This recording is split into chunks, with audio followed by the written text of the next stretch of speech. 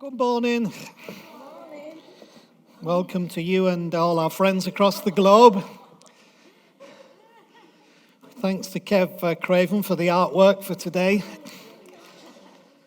This first section of the three is going to be the longest, so just warning you parents and whoever. Also, just remember Jim and Mavis in your prayers. Jim is still going through stuff for heart attack that he had week before last, and Pete and Mick are taking care of that for us, which we greatly appreciate. We send our love and prayers, and also to those who are unwell today. Pray you'll soon be up and about.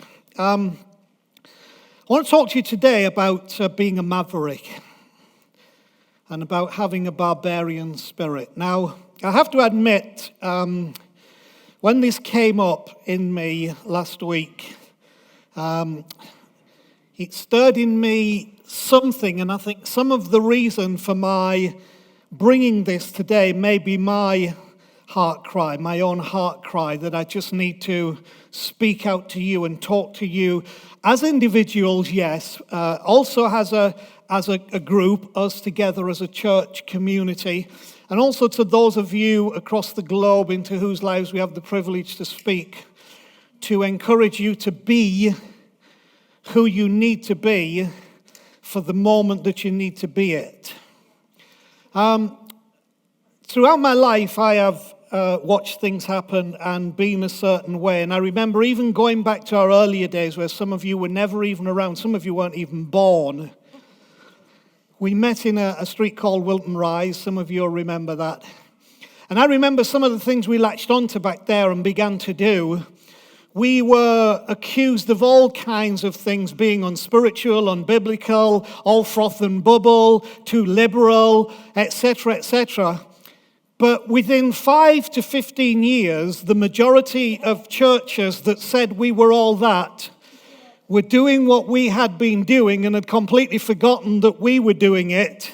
And now we were the poor relation in something that was happening. We even had one group, I won't say who they are, who sent people to spy on us when we were doing our Rock City and came for months to take our ideas, take them back to their greater resourced environment and then reproduce it, but then do things which really diminished our being and our reputation, which sadly, it was stolen. Let's be honest, thieves. And the truth is, we are always going to suffer. If you're going to be a part of anything with me, you are always going to suffer the problem that comes from being joined to a maverick. See, if there's one thing that I can say with confidence about the characters portrayed as significant within the Bible's recording of history, it's that most of them, if not all, were mavericks. You know, I wonder sometimes how we perceive Jesus' statement when he said, if you're going to follow me, you're going to have to take up your cross, deny yourself, and come this way. Now, the more I think about Scripture these days, I think, well, that's what was written, but I'm not sure Jesus would have said that in the context of when he was speaking, because being put on the cross wouldn't be at the forefront of his thinking, but that's another argument for another day and another maverick's way of thinking. But I do know that the writers were trying to convey to us that following this Jesus guy, you were going to have a maverick spirit. And I could pick any one of scores of Bible characters and their stories which epitomize what I want to talk to you about today. People like Abraham, people like David, who's the giant killer who killed Goliath with the sling and stone and who changed the whole course of a society, even in the context of their approach to God and approach to worship. But then there's as many women as there are men. Esther, who stuck her neck out in a royal palace, and people like Deborah, who became what Israel knew as being judges. She was a leader, she was a warrior, she was a progressive in her day. And then, of course, Jesus himself was a maverick. You know, it's not gentle Jesus, meek and mild. It's more gentle Jesus, strong and wild. He was a maverick.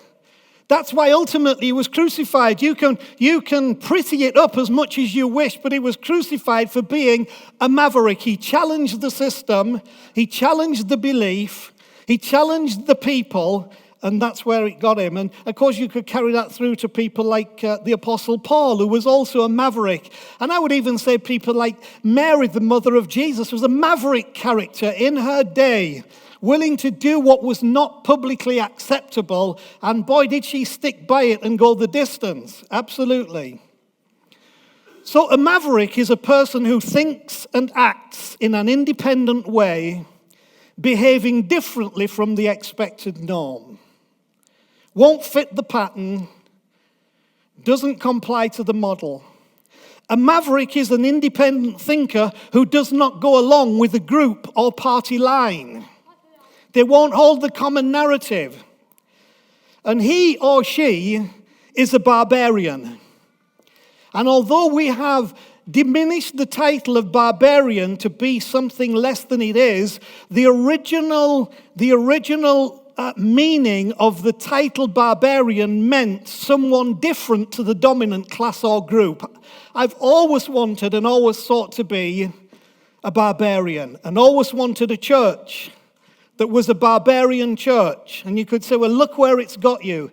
Yeah, that's where it's got us. But we're not doing this for now. We're doing this like we did as those different people in Wilton Rise for 5 years' time, for 10 years' time, for 15 years. And do you think we'll get the honor for challenging what we challenge? No. So you better not be prideful. You better learn to be humble. It's, to quote the Bible, pissed me off for years that was the case, but it goes with the territory. But you see, mavericks are cultivators of courage. They are motivators of change. They are catalysts. They're alchemists. Alchemists look to change the nature of things into something greater, of greater value. And the truth is, without mavericks, and we've witnessed this in history, movements become monuments. And revelation becomes ritual. And fresh ideas become fossilized under the pressure of conformity. And they are the dissenting voice, often seemingly defying reason. I am a dissenter. If you follow me on Facebook, some of you have and will be upset because I am a dissenter. It seems to follow reason at times, but I am a dissenter. I'm a maverick. I can't help it. Now, the Braveheart story, which our movies are taken from today, of course, the story of William Wallace in the 13th century, 14th century, and the oppression of Scotland by the English and the desire for the Scots to be free and a free people, not under oppression.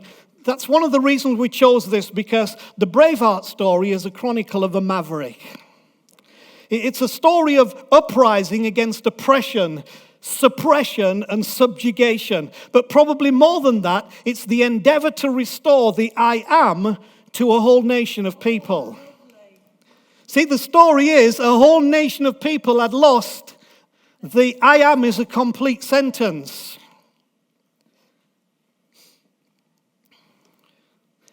So how does this work in relation to the past 2 weeks of talks on I am, which seem to be more peaceable in principle and primarily accepting process with a resistance to attachments? So to talk about Maverick almost seems to go in the face of what we said about discovering I am. But I have to say, this is as much an I am story as any other story. See, I am is not an antidote for the Maverick spirit. The Maverick's I am is first and foremost for something, not angry and against something, but confident and for something. The Maverick spirit is always for and not against. But you see, if you don't understand the Maverick, you interpret it as being angry, aggressive, and against, when actually it's passionately and progressively for something, and that's why it comes across with such strength. I am is not a reason, nor should it be, an excuse for passivity. See, some of you will have loved the I am message of the last 2 weeks because you think it becomes the reason for and the excuse for passivity.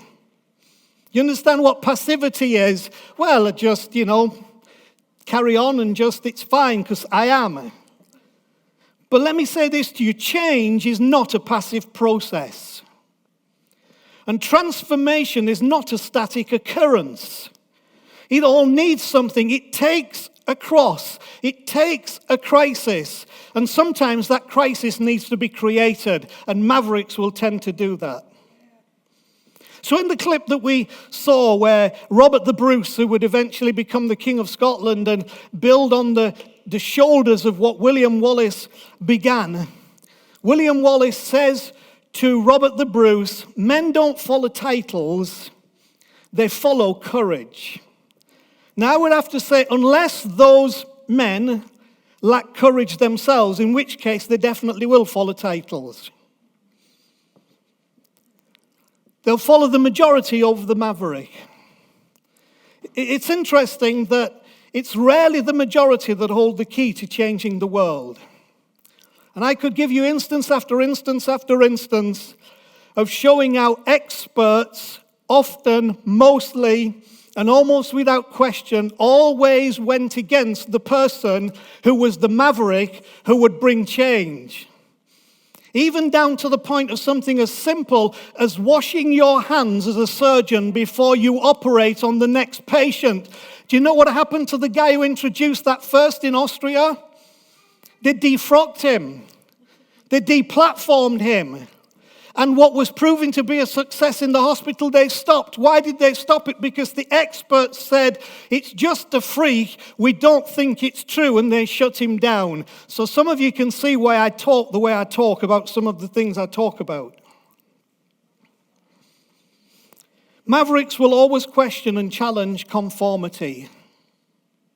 See, the problem is we quite like titles. They emit an air of security, or at least give us a target for blame if we don't find them a source for security. So we like the whole idea of titles. But I want us to be people who don't follow titles, we follow courage. Mavericks will always question and challenge conformity. It's not primarily because they're against anything, but because they see something beyond and are for it. From a human perspective, conformity offers us the certainty we crave without the struggle. Now, I have to say to all of you, be cautiously aware of the consequence of conformity. Now, does that mean we shouldn't be obedient? Doesn't that mean we shouldn't do some things that we ought to do? No, it doesn't mean that. But when that becomes mutual conformity, you can see from history and from life that what happens then is it offers us the certainty we crave without the struggle, so we stop struggling and then nothing changes. And here's what happens. Why do you think religions, governments, and organizations promote conformity? Do as we say and you'll be safe. Do as we say and we have the answer. Do as we say and we won't do anything against you. It's because conformity is the bedrock of control. But it's also the model of order. And that's where we start to struggle. Because we want order, but sometimes our desire for order causes us to slip into arenas that are nothing other than control. Have you ever thought, order never creates anything? Chaos creates everything. From the child in the womb and the sperm and the egg, chaos creates everything. From all living things that we see in the universe, order didn't create it, chaos created it. Order is necessary to maintain it, but chaos is the force that creates. Conformity is what creates the repeatable patterns that so often keep us trapped in the feel as though I'm just going round in circles experience. That's what conformity does. What I do know is that history exposes this one thing as a major factor in the suspension of progress and the establishing of oppression. often, most often in the name of the common good. Without being a little bit maverick, or having respected Maverick somewhere in your life, the danger is you become either a Pharisee or a submissive slave. And so today, I'm daring you to be different. The second clip that we showed from Braveheart is, to me, probably one of the most moving scenes in the movie, and it impacts me greatly. I am connected and attached to it. And I think what staggered me as a piece of really good acting by Mel Gibson is the total distraught, disappointed, disillusioned, empty look on his face when he realizes that Robert the Bruce, who he felt was his ally in the cause, and now for the sake of safety and security joined the cause of the English, who were out to crush and destroy what it is that Wallace had lifted up and put forward. And so when he unmasks him, that sense of betrayal is so acute that that's what creates the scene in the movie. And I think betrayal is an awful thing. It's maybe the worst in terms of emotional impact. Now, I appreciate that Mavericks have a certain view of others which reflects their own commitment to a cause.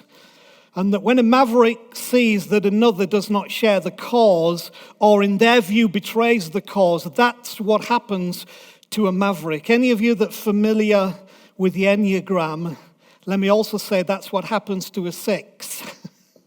For those of you who understand it. And I'm a 6. It's that sense of just, this is not just a thing, this is actually a betrayal of the cause, and it's a betrayal of the person. Now, I appreciate that can be a weakness in the maverick me, but if I'm honest, I feel that very, very strongly when it happens to me. And yet this idea of betrayal is woven into the story of Jesus in a pretty powerful way, and shows up in the life story of pretty much every other maverick character, both in the Bible and outside of the Bible. So it's something we have to address in the context of if you're going to personally be a maverick, or if you're going to, as a group, have a maverick spirit, there will come in that time some sense of betrayal and disillusionment. You know, I could relate several events biblically from Jesus' life. John chapter 6 is a fascinating insight on Jesus talking to the crowd and also his disciples. And he makes a statement about, unless you eat my body and drink my blood, you can have no part in me. Now, he was talking metaphorically, not cannibalistically. He was talking about what it would require for you to become part of this maverick movement, which I think has been lost and become a monument, but what would it require to be part of that movement? And do you know what it says, which is very sad? It says, so from that day many left him and followed him no more. In terms of numbers, and I don't want this to sound an excuse or anything, it's just a reality. In terms of numbers, Jesus started off with a lot more than he finished with. And in fact, if you want the ultimate of betrayal, when it comes to his crucifixion and the absolute point of the purpose that he is there and the heart of his message, even before he goes there, his closest disciple, Peter, betrays him 3 times. No, I don't even know who the guy is. Now to do with me. You know, I've never belonged to him. I've never belonged to that church. Oh, I don't. And then when he gets to the cross, what do you see? There's his mother, there's Mary Magdalene, and a few odds and bobs looking on at this dying figure on the cross. And so you need to understand that this is woven into the story of Jesus and part of the Maverick. Now, the end of the story is great, but if you want to look at the story, what it means that standing for what he did against the religious norm and everything else meant that he had to suffer some of that sense of betrayal. In all honesty, for me, loyalty is simply the greatest of all virtues. If you want to know my love language, it's loyalty. I am convinced if you're not loyal to me, you don't love me. So you can bring me flowers, you can send me money, you can do what you like, but I would sacrifice all of it for loyalty. I said to Chris, I was very blessed that close to 100 people now have wished as well for our wedding anniversary, which was yesterday, but I would sacrifice every single one of those for that many likes to a Maverick Barbarian thing that I say. I'd give that up every day of the week, because what I desire is not for you to say, isn't it lovely you've been married for 45 years, what a brave woman. What touches me is loyalty to a cause, to understand we are mavericks in a maverick gospel, following a maverick Savior, needing to be mavericks in a world that is not maverick and that wants you to follow conformity. It's interesting for me as well that what we label as letting yourself down is simply the personal version of betrayal. Do you understand that? Oh, I just feel I let myself down. That's your personal version of betrayal. That's why your whole demeanor changes, because that's your moment where Wallace meets Robert the Bruce. And you think you don't get involved with it, but it is. Every time that you say, I am disappointed with myself, you are facing and addressing the idea of betrayal. Let that sink into you and understand that as we embrace that in our own lives, it makes us conscious of how that works out beyond us. And truly, you can do something about it, because it's interesting to me that Jesus predicted his betrayal. He creates an opportunity to repair it. But he carries on regardless of it. And it's interesting to me that Jesus' one question out of Peter's betrayal was not, why did you do it, Peter? How could you behave this way after everything I've done for you? Look at what I've provided for you. Look how you've joined some. Why weren't you more appreciative? No, that was not Jesus' question when he meets him and cooked breakfast for him on the Sea of Galilee after his resurrection. He asked one question, Peter, do you love me? That's the one question out of Peter's betrayal. You see, betrayal is an act of non-love. Love is at the core of the maverick, not anger. You need to understand that. Love is at the core of the maverick, not anger. And maybe that's not fully understood. The non-biblical description of that would be the maverick is a rebel with a cause. So is that really who Jesus was? And in the light of that, is that who we should be? Okay, so come on, how many of you are the noble on the horse? Who, when Robert the Bruce says, you bled with Wallace, now bleed with me. Has that, oh, God's sake. Because I know without criticism, some of you may feel like that, may have felt like that. And I know there are some who felt like that, who said, that's me, I'm out of here. But I believe the cause is normal, and I appreciate this morning you allowing me to express what is at the core of my heart and my being. I don't know where the future leads for us. I don't know where the future leads for me as we are in transition and move forward. But I do know that we are setting it by the sword in the field like that. See, every challenge brings with it a choice and a chance. Every single challenge does that. It brings with it a choice and a chance. And within that, there's always a moment of decision in the mayhem that defines the outcome. And I'm trying to catch that moment of decision amidst the mayhem for you, because that defines the outcome. It does in every situation of life. So how do you make that choice? And then the challenge comes, but what does conformity demand? And if conformity seems to demand something other than that choice, Dare you make the choice? And that's where Jesus' challenge was, if you really want to be my disciple, you've got to deny that desire for conformity and security, and you've got to take up your cross and you've got to follow me, because we are going into something that can change, but you're going to have to make the choice and take the chance. See, I am becoming a complete sentence, maybe for us, the beginning. But it doesn't necessarily mean you will win the battle. Now you say, well, what's the point of preaching all this and trying to inspire us, then say that discovering I am doesn't necessarily mean that you'll win the battle? Because what I do want to say is that it does mean that you have won you. And what's more important than winning any battle is winning you. Because when you win you, in essence, you've won the battle. And the truth is, Jesus' power was in the I am of his presence. And even though he lost his followers in that first instance of his ministry on earth, what happened out of the I amness of his sacrifice, just like Wallace died, but it didn't have the effect that the English king thought it would have on that bunch of people who he was trying to repress and bring into slavery. It had the opposite effect. And the truth is, the sacrifice of Jesus on the cross had the opposite effect to what the Roman officials and the Jewish religious hierarchy thought it would have. And I hope that whatever has died with us will have the opposite effect to what people thought that it would have. And I'm sure my arms and legs have gone to the four quarters of the church world. I know they certainly have in this city. So can a maverick draw the maverick out of others? This becomes the question, doesn't it? Can a maverick draw the maverick out of others?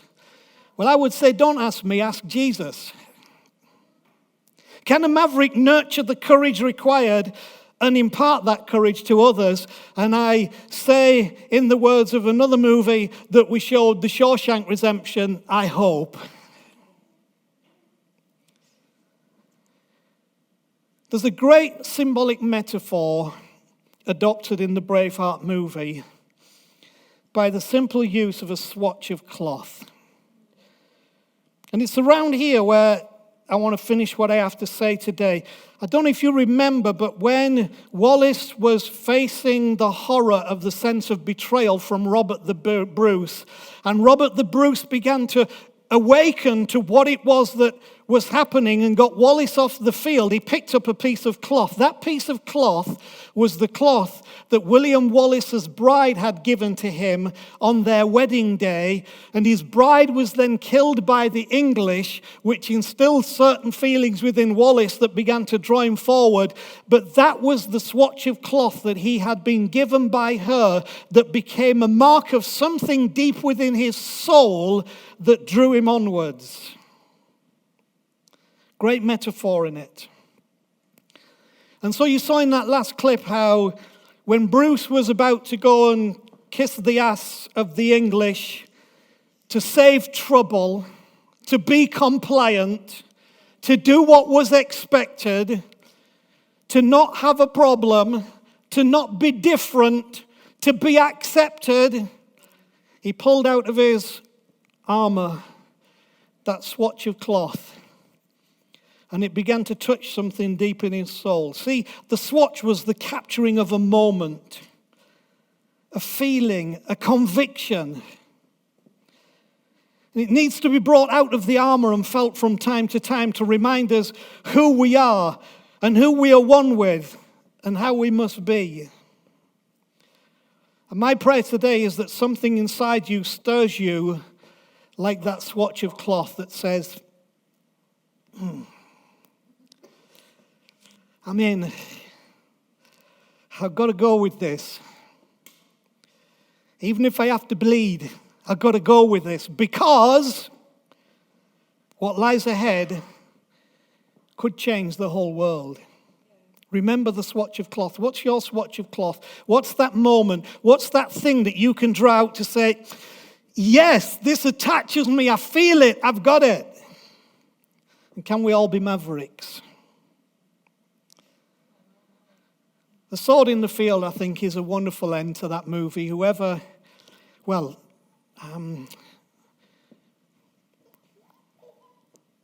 played William Wallace, Mel Gibson was the director also, and I think what a powerful final scene. And when Wallace's sword is launched onto the battlefield and lands in the middle, what a moment! What a great declaration. So a question: why did the cross of Christ become such an enduring symbol? Despite it being abused and misused, which it has and it was and it still is, I propose to it because it became the sword in the field for everybody with a Maverick spirit, that determined for them what their choices would be and what chance they would take so that they could change their lives and change the future. It was a marker in history for the Maverick spirit to rise up and always be challenging the status quo in order to change the world. And it's my marker. I am Maverick. What about you?